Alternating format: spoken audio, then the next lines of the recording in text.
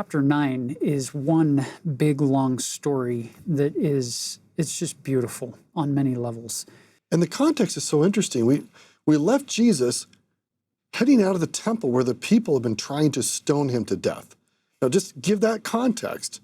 He's trying to avoid death in the temple, and then this next story happens. Yeah, that's a good point. If you look at the very last words of verse 59 in chapter 8, it says, "And so passed by." So he's escaped that stoning up in the temple and so passed by. Now, chapter 9 opens with, "And as Jesus passed by, he saw a man which was blind from his birth." Now, if you're trying to escape death, would you take the time to pause and observe somebody else who's suffering? And Jesus is like, oh, wow, there's somebody here who might need my help.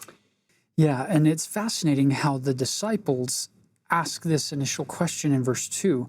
They said, "Master, who did sin, this man or his parents, that he was born blind?" Are you seeing a subtle hint at their belief in premortality? Who sinned, this man or his parents? Because he was born blind. And their tradition, probably inherited from Greek philosophy, is that any disability, any struggle, physically, mentally, emotionally, is a sign of divine disfavor. You did something to offend one of the gods or goddesses in your pantheon of whomever you're worshiping, and so now they're punishing you. And they bring this up with Jesus, and his response is, "Neither hath this man sinned, nor his parents, but that the works of God should be made manifest in him." And then he goes over, verse 6, "When he had thus spoken, he spat on the ground and made clay of the spittle, and he anointed the eyes of the blind man with the clay." If you can picture for a moment being that blind man sitting there at the gate of the temple, he may not be able to see physically, but blind people can sense things more acutely than seeing people can in many settings. And especially this man who has had to live by begging, you can picture he can sense when somebody's coming close, and this idea of, oh, somebody's going to make an offering or give me either money or food. So you can picture this extension of his hands or a cup to get an offering. And then he hears that. I don't know about you, but if I'm the blind man, I'm thinking, wait a minute, what's going on here? And then Jesus makes spittle clay out of that dirt and his spit. And then he takes it, shoves it into this man's eyes.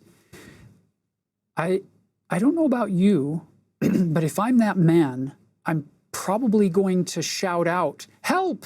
Somebody help!" But you'll notice there's nothing like that going on in the story. There's no resistance from the man. I wonder if this chapter 9 is about two kinds of sight, both physical and spiritual. And we're going to watch this man grow in both ways in seeing Jesus for whom he really is. And he doesn't resist. I wonder if he can sense or feel the power that are in those hands that are now touching his eyes. And he senses a calmness, a steadiness, even in the face of this very, what everybody else would see as extremely inappropriate and disrespectful. But this man senses something.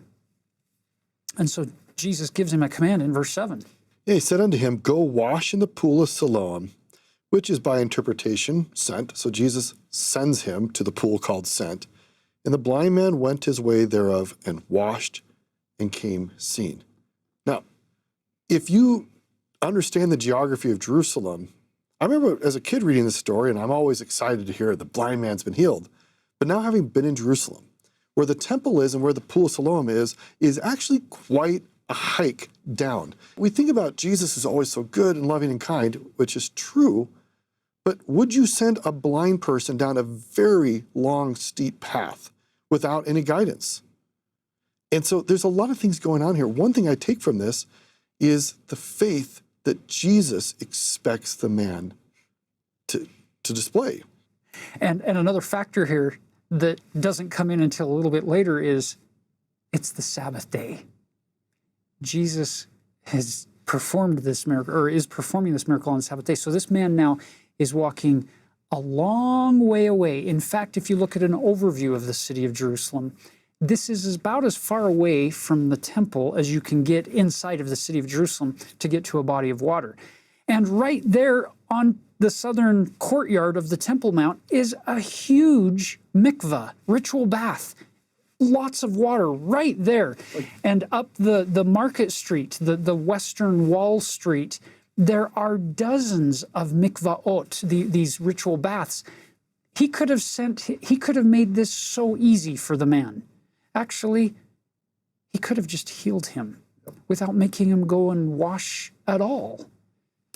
But for that man on that day, part of his journey of seeing involved following some pretty difficult commands. He was sent as far away as he could down a very steep path, as Taylor's described, and instead of the man sitting there going, "This is ridiculous, I'm not going to do it," he went.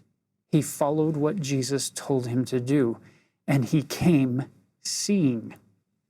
And now begins the rest of this story, the rest of this chapter. You're going to get interactions with various groups. So look in verse 8, it's with the neighbors. Verse 13, the Pharisees. Verse 18, his parents. And then we get the rest of the chapter with ongoing discussions with the Sanhedrin. So let's pick it up with the neighbors. He comes back. He's seeing. He's so excited. But his neighbors, those who are also begging for their sustenance, they say, "Wow, this can't be him." But he says, verse 9, some said, "This is he," and others said, "He is like him." But he said, "I am he. It's me. I'm your buddy." And he answered and said, "A man that is called Jesus made clay and anointed mine eyes and sent me to the Pool of Siloam." Watch as we see this man. So he's already physically healed. The physical miracle is done. It's finished. He can see. But now watch the spiritual miracle unfold as this blind man becomes a seeing man spiritually. He just simply starts with, "It was a man named Jesus who did this to me." So they said, "Well, where is he?" He said, "I don't know." So verse 13, they brought him to the Pharisees. And it was the Sabbath day when Jesus had made the clay and anointed his eyes. So the Pharisees ask him to tell the story. And so he simply tells the story of what happened. And so verse 16, you get this division among them. And John keeps pointing out that there's this division among the leadership of the Jews. And so verse 17, they say unto the blind man again, "What sayest thou of him that he hath opened thine eyes?" And he said, "He's a prophet." They're questioning him on this. They're pushing him. How could this have happened? It's the Sabbath day. Who is this again? And instead of just saying, "Well, it's a man named Jesus," this external pressure has turned into an increased internal sight of who he really is. And he says, "Oh, it was a prophet who did this to me." But they're so blind in their traditions. Like, no, the world has to be this way. Certain things happen on the Sabbath. We have certain cultural traditions that nobody should transgress. All right, let's go get the parents involved.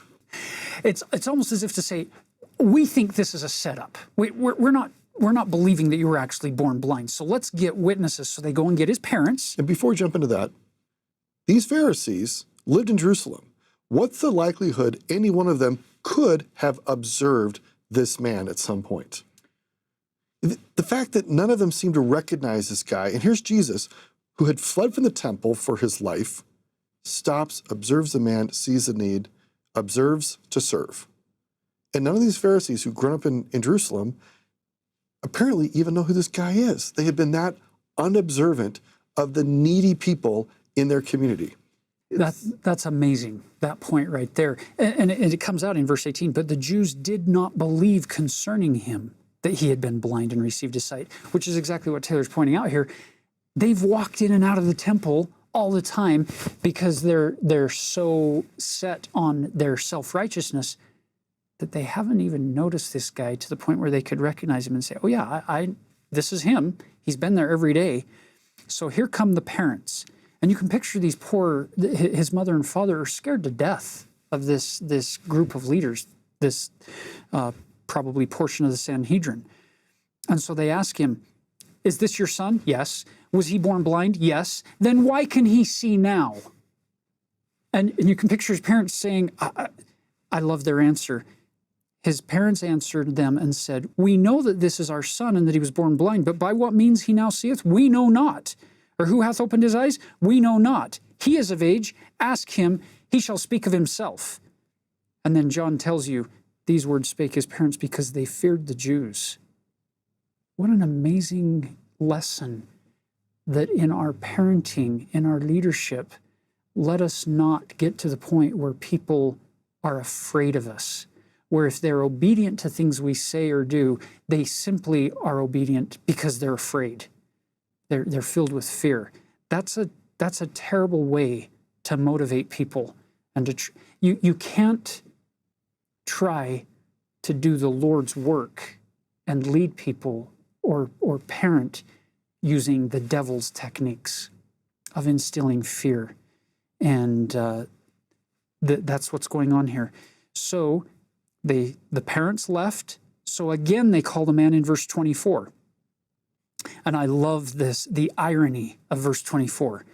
Then again called they the man that was blind and said unto him, give God the praise. We know that this man is a sinner. So the man that you're saying did this, we know he's a sinner, so give God the praise. Oh, the irony of if only they knew what they were saying, give God the praise, then... You should be praising God right now. Like, we praise God for showing physically what we all need spiritually. And we should have pointed out earlier, part of the theme of this chapter is light and seeing.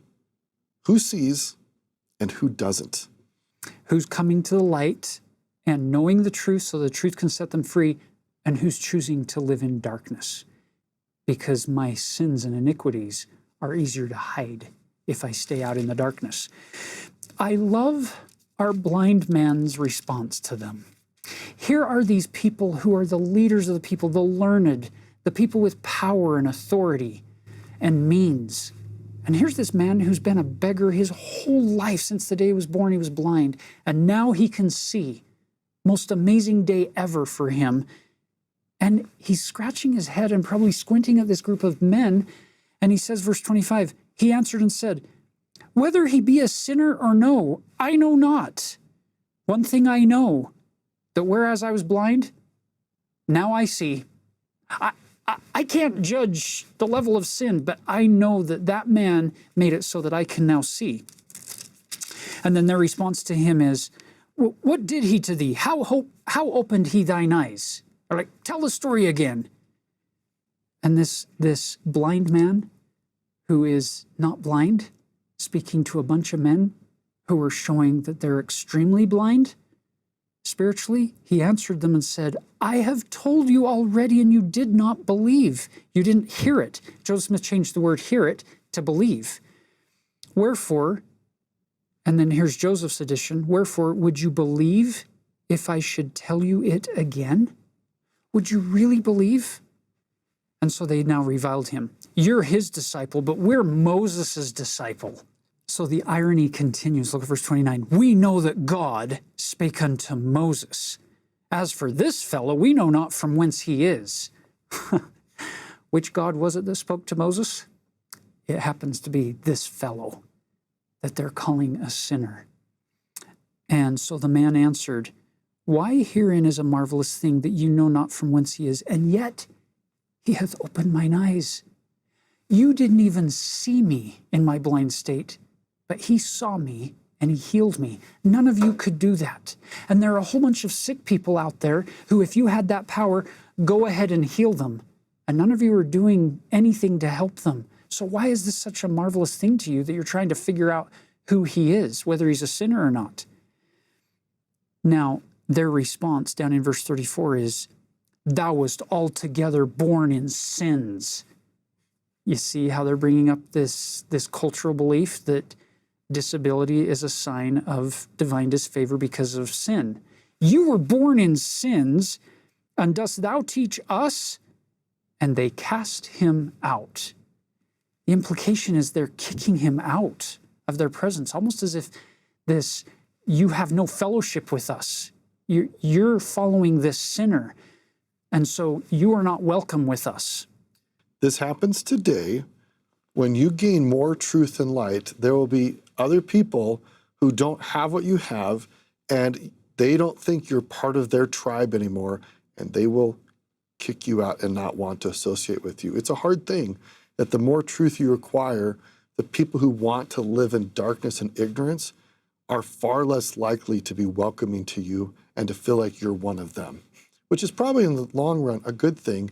But unfortunately, what happens is sometimes people wanting to have the safety and comfort of a group or a tribe will be willing to reject truth and light and stay living in ignorance or even lies so they don't lose the comfort and safety of a group that they are familiar with. So here's this man. Can you picture this moment when he got cast out of his group? Can you picture him walking away? In my mind's eye, I can picture him weeping tears of joy mixed and mingled with tears of sorrow, being so elated that he's looking around saying, that's what the color blue is that everybody's been talking about in the sky. That's what a cloud looks like. That's what a tree looks like. This is what my hand looks like. This is what people look like. That's a tree. That's a flower. I can picture him just absorbing this newfound world of discovery that he's enjoying, and at the same time wondering, what in the world just happened? How could I be rejected and kicked out so quickly for simply telling the truth? And here's this sheep that is now feeling probably a little lost, a little displaced. He no longer has anywhere where he's going to fit in well. And verse 35 says, Jesus heard that they had cast him out, and when he had found him, this idea of leaving the 99 and going after the one, looking for him until he finds him. And when he had found him, he said, dost thou believe on the Son of God? And he answered and said, who is he, Lord, that I might believe on him? I love this man's meekness. I want to be more like this guy. I want to be more humble like that. Just teach me. Who is he, Lord, that I might believe on him? You'll notice he's using this high term of respect for Jesus. Who is he, Kyrie, Lord? I want to know the Christ. And Jesus' response in verse 37 is, thou hast both seen him, and it is he that talketh with thee. And he said, Lord, I believe. And he worshiped him. So are you noticing this progression of spiritual sight being restored to this previously physically blind man? A man healed me. He's a prophet. Lord, the Christ. And there was incredible external pressure on this man to reject Jesus, to turn away from Jesus, to deny the Lord. But the external pressure didn't work the way that it had intended. It actually strengthened the resolve of this man, and he grew in his conversion. Brothers and sisters, today, the pressures, you don't need to be afraid of people questioning your testimony or questioning your conversion or your connection with God. That can actually serve to strengthen your tie to the Lord. The thing we need to be worried about is when those questions and those pressures are allowed to become internal doubts, where we then start to separate and start to say, ooh, I don't know if I can trust. I don't know if I can believe. I don't know if it's worth putting this effort into following the Savior anymore. It's when they become internal that they're more likely to then separate us. But these external pressures are only serving to help speed up the process of spiritual healing for this man in John chapter 9.